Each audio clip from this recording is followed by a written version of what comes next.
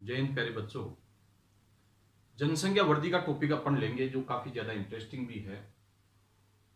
जनसंख्या वृद्धि किसे कहेंगे? सबसे पहली बात यह है कि जनसंख्या वृद्धि कहते किसे हैं, उसकी एक अच्छी सरल में तरीके से अपन ने एक परिभाषा बनाई है कि दो समय अंतराल से किसी क्षेत्र विशेष में निवास करने वाले लोगों की संख्या में हुए परिवर्तन को जनसंख्या वृद्धि के नाम से जाना जाता है।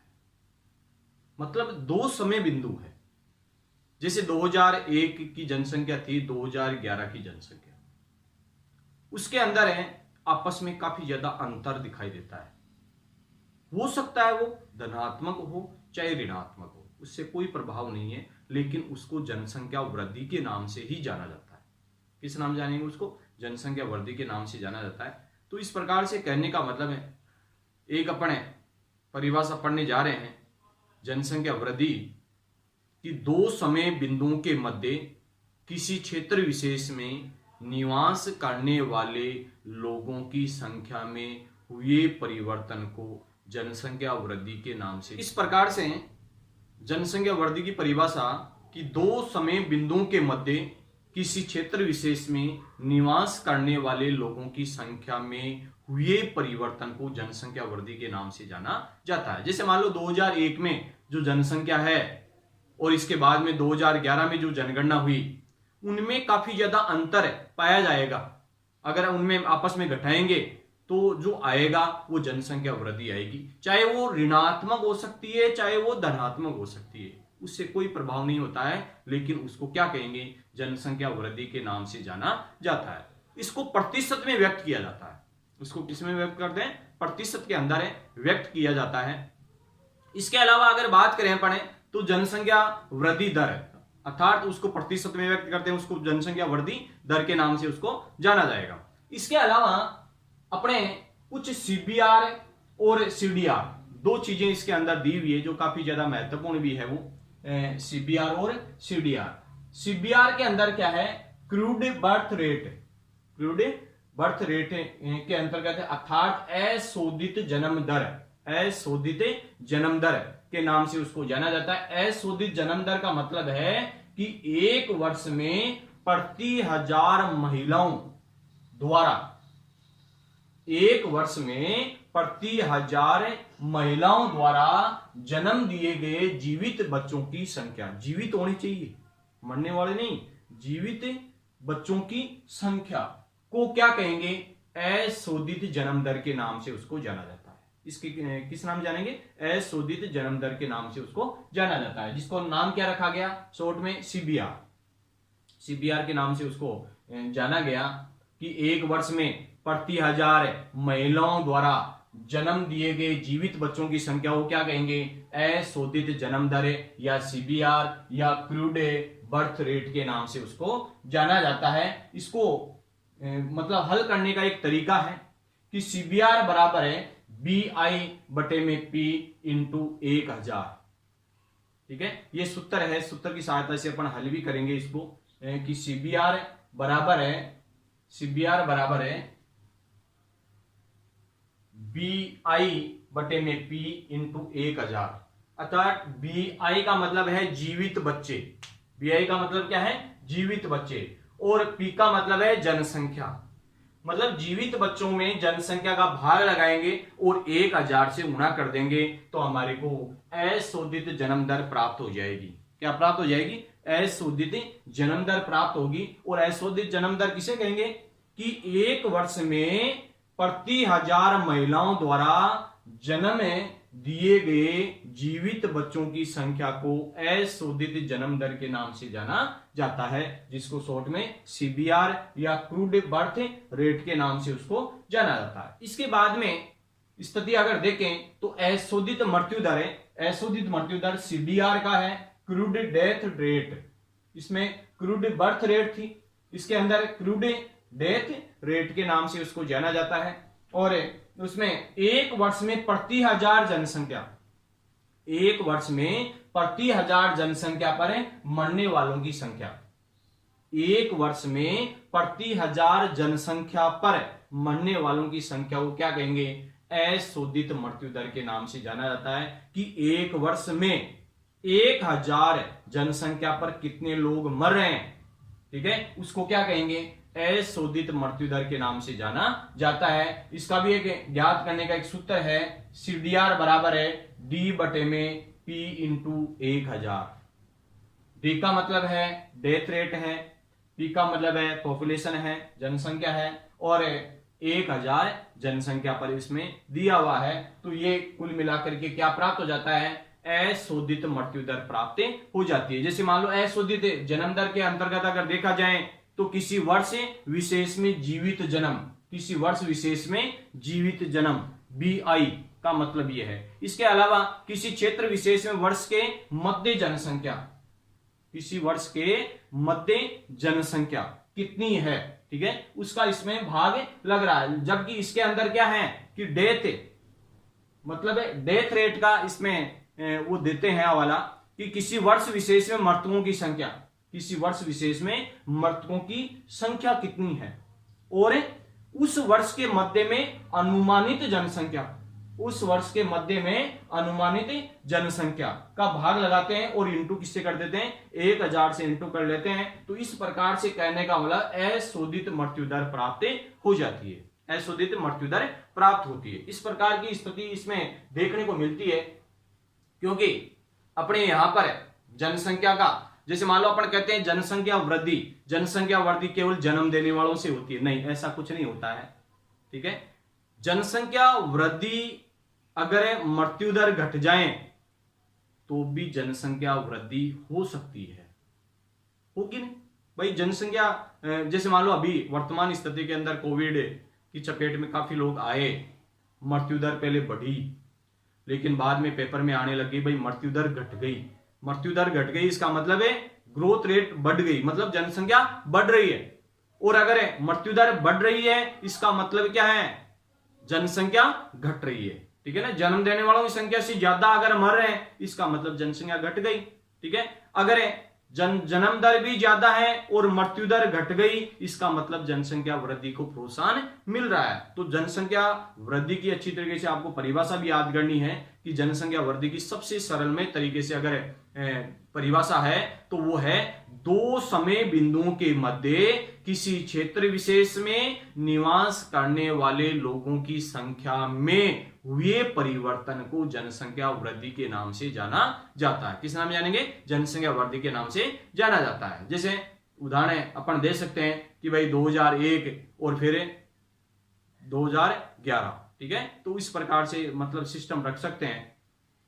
इसके बाद में अगर देखें तो जनसंख्या वृद्धि के कुछ परिवर्तन घटक है। भाई क्या क्या घटक है, जनसंख्या वृद्धि को प्रभावित करने वाले कारक कौन कौन से हैं? तो यह है, एक तो जन्म दर, दूसरा मृत्यु दर, और तीसरा एक प्रवास। एक नया टॉपिक जो लेंगे अपन, नया लेंगे टॉपिक, बहुत ही इंटरेस्टिंग टॉपिक भी है वो, कि भाई प्रवास है, कि भाई एक स्थान से दूसरे स्थान पर पलायन कर जाता है। तो जिस स्थान को छोड़ करके जाता है वो तो उसका उद्गम क्षेत्र होता है, लेकिन जहां पर वो जाकर के रहता है वो वहां का गंतव्य स्थान होता है, ठीक है ना।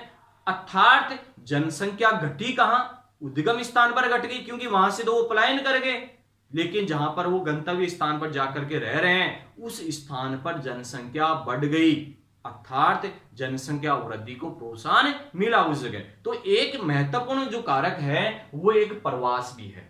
प्रवास भी काफी ज्यादा इंटरेस्टिंग टॉपिक है वैसे, और प्रवास के माध्यम से जैसे उद्गम क्षेत्र है, ठीक है, उसका काफी ज्यादा महत्वपूर्ण क्षेत्र भी है। या ए स्थान है, बी स्थान है, ए स्थान से अगर बी स्थान पर कोई व्यक्ति जाता है तो एक ए स्थान पर कमी हो जाती है और बी स्थान पर जनसंख्या बढ़ जाती है। उसके संबंध में भी नेक्स्ट अपन पढ़ेंगे अभी, ठीक है। इसके अलावा जनसंख्या वृद्धि या परिवर्तन के कुछ घटक या कारक, जिसको कह सकते हैं परिवर्तन घटक भी हो सकते हैं या कारक भी हो सकते हैं, और उसके अंदर पहला जो कारक है वो है जन्म दर। अगर जन्म दर उच्च रहेगी, मृत्यु दर कम रहेगी तो जनसंख्या वृद्धि को प्रोत्साहन मिलेगा। या जन्म दर कम है, मृत्यु दर अधिक है तो भी क्या है, जनसंख्या वृद्धि होगी, अर्थात ऋणात्मक होगी। क्योंकि दो चीजों में होता है ना इसमें, धनात्मक और ऋणात्मक, धनात्मक और ऋणात्मक दो चीजों से होती है। तो इस प्रकार का ये सिस्टम होता है। इसके बाद में मृत्यु दर है। मृत्यु दर में क्या है, जन्म दर कम है मृत्यु दर अधिक है तो जनसंख्या वृद्धि, ठीक है, या मृत्यु दर कम है जन्म दर अधिक है तो भी जनसंख्या वृद्धि। इसके अलावा तीसरा जो कारक है वो भी काफी महत्वपूर्ण भी है, एग्जाम की दृष्टि से काफी महत्वपूर्ण भी रहेगा, ठीक है, प्रवास का। प्रवास का मतलब है एक स्थान को छोड़ करके दूसरे स्थान की ओर पलायन करना, क्या कहलाएगा, प्रवास के नाम से जाना जाता। हो सकता है वो कोई प्राकृतिक कारण भी हो, ठीक है, सांस्कृतिक कारक भी हो, धार्मिक कारण भी हो, आर्थिक कारण भी हो, राजनीतिक कारण भी हो, ठीक है, कई कारक उसको प्रभावित करते हैं प्रवास को, ठीक है। तो नेक्स्ट वीडियो के अंदर अपन ये पढ़ेंगे भी कि भाई ये प्रवास होता क्या है, ठीक है। तो ये इस प्रकार से आपको याद करना। जनसंख्या वृद्धि के घटक के बारे में पढ़ रहे थे अपन कि जन्म दर है, मृत्यु दर है और तीसरा एक प्रवास जो काफी महत्वपूर्ण है। प्रवास के बारे में अपन पढ़ेंगे कि प्रवास का मतलब होता है वैसे स्थान बदलना, अपनी जगह बदल ली या अपने स्थान को छोड़ करके दूसरी जगह पलायन कर गया, वो दूसरी जगह जाकर के रहने लग गया, वो क्या कहलाएगा, प्रवास के नाम से जाना जाता है। और प्रवास भी महत्वपूर्ण घटक है जनसंख्या वृद्धि के अंदर, क्योंकि जिस जगह से वो छोड़ करके जब जाता है तो वहां जनसंख्या घट जाती है, लेकिन जिस स्थान पर जाकर के वो रहेगा वहां जनसंख्या अचानक से बढ़ जाती है। ऐसा प्रवास का कार्य सबसे पहले अपने पूरी दुनिया के अंदर यूरोप महाद्वीप से हुआ था। यूरोप महाद्वीप से लोग बाग एक स्थान से दूसरे स्थान पर जाकर के बस गए थे। और जैसे अमेरिका महाद्वीप है, ये पहले वीरान था, सूना था, लेकिन यूरोप महाद्वीप से लगभग 60% जनसंख्या वर्तमान स्थिति में अमेरिका महाद्वीप में रह रही है, अमेरिका देश में रह रही है, यूएसए में रह रही है। अर्थात ये माइग्रेशन का जो कार्य किया सबसे पहले यूरोप महाद्वीप से हुआ है। कौन से महाद्वीप से हुआ है, यूरोप महाद्वीप से हुआ है। फिर अन्य जो महाद्वीप है, अन्य देश है, वहां से भी ये प्रवास का कार्य करने लगे। जैसे प्रवास भी कई प्रकार के होते हैं, कहते हैं अंतर महाद्वीपीय प्रवास। अंतर महाद्वीप का मतलब एक महाद्वीप से दूसरे महाद्वीप में प्रवास का कार्य करें। फिर अंतः महाद्वीपीय, एक महाद्वीप के भीतरी देशों के अंदर ही एक देश से दूसरे देश में प्रवास, जिसको अंतर्राष्ट्रीय प्रवास के नाम से भी जाना जाता है। कि अंतर्राष्ट्रीय प्रवास मतलब एक देश से दूसरे देश में, एक महाद्वीप से दूसरे महाद्वीप में प्रवास का कार्य करें, वो अंतर्राष्ट्रीय प्रवास के नाम से भी उसको जाना जाता है। इसके अलावा अगर देखा जाए तो कुछ राष्ट्रीय प्रवास भी होता है। राष्ट्रीय प्रवास के मतलब अंतर्राष्ट्रीय, राष्ट्रीय, अंतरराष्ट्रीय। अंतरराष्ट्रीय का मतलब एक राष्ट्र के भीतरी भागों में ही प्रवास का कार्य करें। अंतरराज्य, अंतरराज्य मतलब एक राज्य से दूसरे राज्य की ओर प्रवास का कार्य करें। और अंतरराज्य, अंतरराज्य का मतलब एक राज्य के अंदर ही स्थानीय क्षेत्र में प्रवास का कार्य करें, वो क्या है, अंतरराज्य प्रवास के नाम से जानता। बहुत सारे ऐसे क्वेश्चन है जो काफी महत्वपूर्ण भी है। देखो प्रवास का मतलब है स्थान बदलना। प्रवास का मतलब क्या कहलाएगा, स्थान बदलना। मतलब माइग्रेशन का कार्य हो रहा है यहाँ पर, इसका मतलब है वो स्थान बदल रहा है, या तो आ रहा है या जा रहा है, ठीक है। अब इनमें क्या है, जैसे मान लो अपने एक उदाहरण के द्वारा समझ रहे हैं कि भाई ए स्थान है और बी स्थान है, यहां से इस ओर चला गया, इसका मतलब माइग्रेशन का कार्य इसने किया है। ए स्थान से बी स्थान की ओर वो चला गया, इसका मतलब वो माइग्रेशन हुआ है, प्रवास का कार्य हुआ है। तो जहां से वो जा रहा है वो क्षेत्र उद्गम स्थान कहलाएगा। क्या कहलाएगा, उद्गम स्थान। जैसे जिस स्थान को वो छोड़ करके जा रहा, हो सकता है वहां उसका जन्म हुआ हो, ठीक है ना, हो सकता है वहां उसका जन्म हुआ हो, लेकिन उस स्थान को वो छोड़ करके बी स्थान की ओर जा रहा है, कहीं ना कहीं तो जाकर के रहेगा। तो वो जो जहां पर वो रह रहा है वो होगा गंतव्य स्थान, और जहां से वो छोड़ करके जा रहा है वो होगा उद्गम स्थान। मनुष्य जिस स्थान को छोड़ करके जा रहा है वो तो होगा उद्गम स्थान, और जिस स्थान पर जाकर के वो रह रहा है वो होगा गंतव्य स्थान के नाम से जाना जाता है। तो उद्गम और गंतव्य में अंतर जान गए आप कि उद्गम स्थान जिस स्थान को छोड़ करके जा रहा है मनुष्य, ठीक है ना, उस स्थान को ये उद्गम स्थान के नाम से जाना जाता है। और जिस स्थान पर वो जाकर के रह रहा है वो कहलाएगा गंतव्य स्थान के नाम से जाना जाता है। एक नाम और जानते हैं इसको, जैसे उत्प्रवासी, जिस स्थान को वो छोड़ करके जा रहा है उसको अन्य एक नाम से भी जानते हैं, जिसका नाम है उत्प्रवासी के नाम से जाना जाता है, जिसको ई माइग्रेशन भी कहते हैं, ठीक है। और गंतव्य स्थान का दूसरा नाम है अप्रवासी, आने वाले, जहां पर जाकर के रह रहे हैं वहां अप्रवासी के नाम से जाना जाएगा। मतलब बी स्थान है वो अप्रवासी होगा और ए स्थान होगा वो उत्प्रवासी होगा, क्योंकि यहां से ये उद्गम स्थान है, यहां से इस स्थान को छोड़ करके यहां पर जा रहे हैं, इसका मतलब यहां पर तो क्या होगा, अप्रवासी, यहां पर क्या होगा, उत्प्रवासी के नाम से उसको जाना जाता है। इंग्लिश में इसको ई माइग्रेशन के नाम से जानते हैं उत्प्रवासी को। जैसे दरवाजों पे या कोई खिड़की पे एग्जैक्ट लिखा हुआ आता है, एग्जैक्ट का मतलब क्या है, बाहर जाना, बाहर जाए, ठीक है ना। जैसे एयर वगैरह में इनमें लिखते हैं, पढ़े, एग्जॉस्ट वगैरह फैन वगैरह लगाते हैं, उसके अंदर भी बाहर फेंकती है हवा, ठीक है। तो ये बाहर जाने का कार्य करता है, वो ई माइग्रेशन या ई शब्द से संबोधित उसको किया गया है। ये अलग है ई और माइग्रेशन, ई माइग्रेशन के नाम से उसको जाना जाता है। इसके बाद में था इनका मतलब अंदर आना, इनका मतलब होता है अंदर आना, मतलब जहां पर जाकर के लोग बाग रह रहे हैं उस जगह को इन माइग्रेशन के नाम से जाना जाता है या अप्रवासी के नाम से जाना जाता है। तो 2-3 इसमें क्वेश्चन हो गए कि भाई उद्गम स्थान, गंतव्य स्थान, उत्प्रवासी, अप्रवासी। जैसे अभी मैंने बताया भी था कि पूरी दुनिया के अंदर सबसे ज्यादा अगर माइग्रेशन का कार्य किया, सबसे पहले माइग्रेशन का कार्य किया तो वो किया यूरोप महाद्वीप ने। किसने किया, यूरोप महाद्वीप ने ऐसा कार्य किया। वो अन्य देशों के अंदर जाकर के रहने लगे और वहां पर काफी ज्यादा व्यापार का कार्य उन्होंने किया। जैसे ईस्ट इंडिया कंपनी आई थी भारत देश के अंदर है, तो वहां पर वो क्या है, वहां से यूरोप महाद्वीप से वो उत्प्रवासी है, लेकिन यहां इंडिया के अंदर क्या हुआ, अप्रवासी के नाम से उसको जाना जाता है। या फिर गंतव्य स्थान ये हो गया, और जहां पर है यूरोप महाद्वीप से वो छोड़कर आगे वो हो गया उनका उद्गम स्थान के नाम से उसको जाना जाता है, ठीक है। इसके बाद में देखें तो जनसंख्या, जैसे मान लो उत्प्रवास का जहां पर कार्य होगा उस जगह आप सब जानते हो कि कौन सा कार्य होगा, जनसंख्या में कमी आएगी।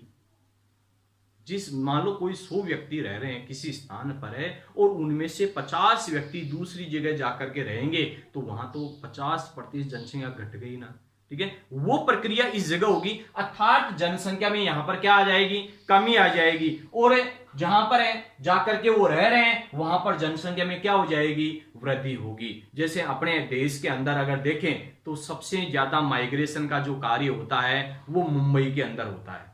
मुंबई के अंदर है सबसे ज्यादा ग्रोथ रेट बढ़ रही है, मतलब जनसंख्या वृद्धि अधिक प्रभावी है, और उसके अंदर सबसे ज्यादा कार्य होता है तो वो प्रवास का कार्य होता है। कौन सा कार्य होता है, वो प्रवास का कार्य होता है। इसके बाद में जनसंख्या में कमी आ जाएगी, जनसंख्या में वृद्धि आएगी। लेकिन ऐसा कार्य किस किस के माध्यम से, जैसे कौन कौन से प्रवास होते हैं, जैसे एक तो होता है आपके स्थायी प्रवास, कि मान लो इस जगह को छोड़ करके अपन चले गए और दूसरी जगह जाकर के स्थायी रूप से रहने लग गए, कभी आए ही नहीं उस जगह, तो वो होगा स्थायी प्रवास के नाम से जाना जाता है। जैसे हम लोग अपन रहते हैं, बुद्धिजीवी लोग रहते हैं, वो क्या है एक जगह स्थायी रूप से ज्यादा रहना पसंद करते हैं, चाहे वो कार्य कहीं करें लेकिन स्थायी रूप से वो आवास बना करके रहते हैं। इसके बाद में दूसरे नंबर का आता है अस्थायी प्रवास। अस्थायी प्रवास का मतलब है कि वो क्या है, कुछ समय के लिए क्या है बाहर चले जाते हैं, इसके बाद वापस वही स्थान पर आ जाते हैं, तो अस्थायी होता है, कभी भी स्थायी नहीं बनाते हैं। जैसे एक चीज अपने ज्योग्राफी के अंदर आती है कि गुज्जर है, बकरवाल है, भूटिया है, गद्दी है, इस प्रकार की कुछ चरवाहे जनजाति है जो क्या है शीत ऋतु के अंदर मैदानी प्रदेश में आ जाती है, और जब ग्रीष्म ऋतु आता है तो वापस क्या है जम्मू कश्मीर की ओर, पहाड़ी की ओर चली जाती है। मतलब वो क्या करते हैं, अस्थायी प्रवास का कार्य करते हैं, वो स्थायी प्रवास नहीं करते हैं। इसके बाद में आता है मौसमी प्रवास। मौसमी का मतलब भी वही है, मौसम के अनुसार सर्दियों के अंदर है मैदानी प्रदेश के अंदर है और गर्मियों के अंदर वापस है पहाड़ी प्रदेश के अंदर चले जाते हैं, तो वो है मौसमी प्रवास के नाम से उसको जाना जाता है। इसके बाद में कि ये देखो हो सकता है प्रवास गांव से गांव की ओर चले जाएं, प्रवास का कार्य। जैसे मान लो महिलाओं की शादी करते हैं अपने गांव के लोग, तो गांव को ही देखते हैं, शहर की ओर कम जाते हैं, ठीक है। तो वो गांव से गांव की ओर प्रवास का कार्य करते हैं, ठीक है। फिर गांव से शहर की ओर हो जाता है, गांव से किस ओर जाता है, शहर की ओर, गांव से शहर की ओर। मान लो रोजगार की तलाश के अंदर है, लोग बाग गांव से कहां चले जाते हैं, शहरों की ओर चले जाते हैं। तो वो कौन सा प्रवास हुआ, गांव से शहर की ओर प्रवास का कार्य किया गया। फिर तीसरे नंबर का शहर से गांव की ओर, कुछ सर्विसमैन व्यक्ति है वो कमाने के हिसाब से या सर्विस करने के हिसाब से क्या है, शहर से गांव की ओर पलायन करते हैं, तो शहर से गांव की ओर हो जाते हैं। और लास्ट है इसका चौथे नंबर का, शहर से शहर की ओर, शहर से शहर की ओर, शहर के अंदर ही अंदर क्या है ये प्रवास का कार्य करें तो वो शहर की ओर, शहर से शहर की ओर। तो इसमें प्रवास का मुख्य ये कार्य है कि गांव से गांव की ओर, गांव से शहर की ओर, शहर से शहर की ओर, शहर से गांव की ओर, ठीक है। इस प्रकार से 4 भागों में इसको बांट दिया गया, ठीक है।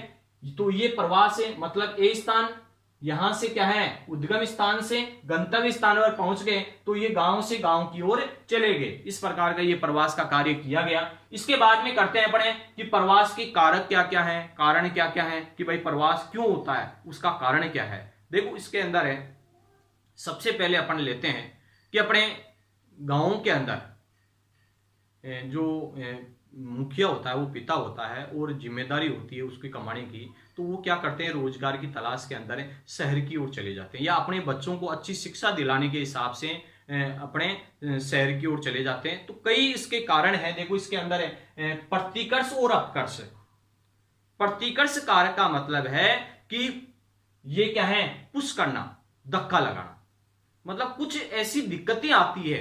प्रतिकर्ष कारक का मतलब है कि कुछ हमारे को ऐसी दिक्कतें आए जिनके कारण से अपन उस स्थान को छोड़ने पर मजबूर हो जाएं, तो ऐसी स्थिति को क्या कहेंगे, प्रतिकर्ष कारक या पुश फैक्टर्स के नाम से उसको जाना जाता है। जैसे मान लो बेरोजगारी की समस्या है, तो बेरोजगार रहेगा तो यहां क्या करेगा, दूसरी जगह उसको जाना पड़ेगा, मतलब शहर की ओर चला जाएगा या कोई गांव की ओर चला जाएगा, ठीक है।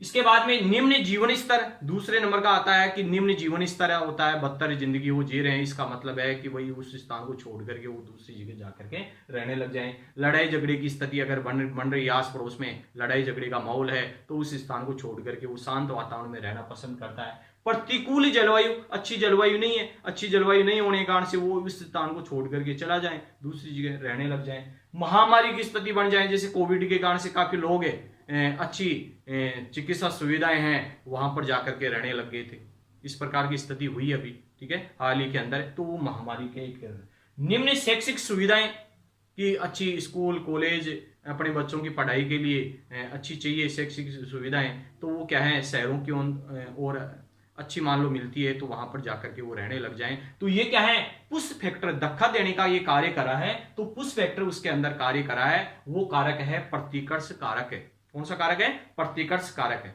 लेकिन एक दूसरा है आपके अपकर्ष, मतलब उस चीज को वो आकर्षित कर रहा है। जैसे मान लो यहां से लोग बाग जा रहे हैं, इस स्थान को छोड़ करके यहां जा रहे हैं, इसका मतलब कुछ ना कुछ आकर्षण तो है यहां पर, इसके कारण से उस स्थान को छोड़ करके यहां जा रहे हैं, ठीक है ना। तो ये आकर्षित करने का एक जरिया है, वो है अपकर्ष कारक है, जिसको पुल फैक्टर्स के नाम से जाना जाता है। किस नाम जानेंगे, पुल फैक्टर के नाम से उसको जाना जाता है। पुल फैक्टर में हो सकता है कि अच्छी मतलब रोजगार के साधन हो वहां पर, है अच्छा जीवन स्तर हो, लड़ाई शांत वातावरण हो, लड़ाई झगड़े की कोई समस्या नहीं हो, अच्छी जलवायु हो वहां पर, है महामारी कोई समस्या नहीं हो, ठीक है, और अच्छी शैक्षिक सुविधाएं हो, अच्छा स्वास्थ्य मतलब सुविधाओं के लिए अस्पताल का कार्य हो, ठीक है ना, अच्छा वातावरण हो, इसके कारण से उस जगह जाकर के वो रहने लग जाएंगे। तो वो कौन सा फैक्टर होगा, पुल फैक्टर के नाम से उसको जाना जाएगा। किस नाम जानेंगे उसको, पुल फैक्टर के नाम से जाना जाता है। तो प्रवास के कारक काफी महत्वपूर्ण भी है, क्योंकि अपकर्ष कारक के इससे विपरीत आपको लिखने हैं, अपकर्ष कारक के और प्रतिकर्ष कारक के ये होगी सबसे बड़ी समस्याएं जो आ रही है उनके साथ में, इसके कारण से उस स्थान को छोड़ने पर मजबूर होंगे और वो दूसरी जगह जाकर के रहने लग जाएंगे, ठीक है। तो इस प्रकार से प्रवास का ये कार्य है, ई माइग्रेशन का कार्य है, इन माइग्रेशन का कार्य है। ये अच्छी तरीके से आपको परिभाषा के अंतर्गत भी याद करना है।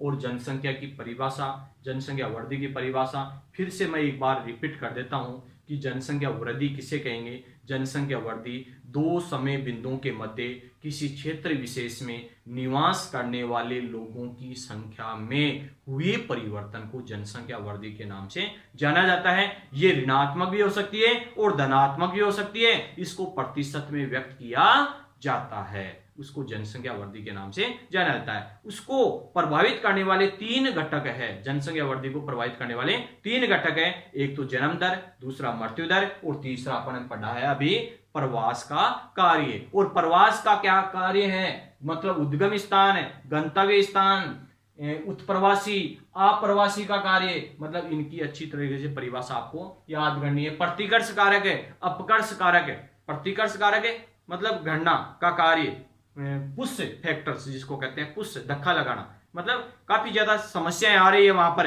तो उस स्थान को छोड़ करके वो दूसरी जगह जाकर के रहने लग गए। इसका मतलब वो पुश फैक्टर काम कर रहे हैं, और जिस स्थान पर वो आकर्षित कर रहे हैं उनको, वो क्या है, पुल फैक्टर के नाम से उसको जाना जाता है। तो इस प्रकार से अच्छी तरीके से आपको तैयारी करनी है, याद करना है ये चीज, ठीक है ना।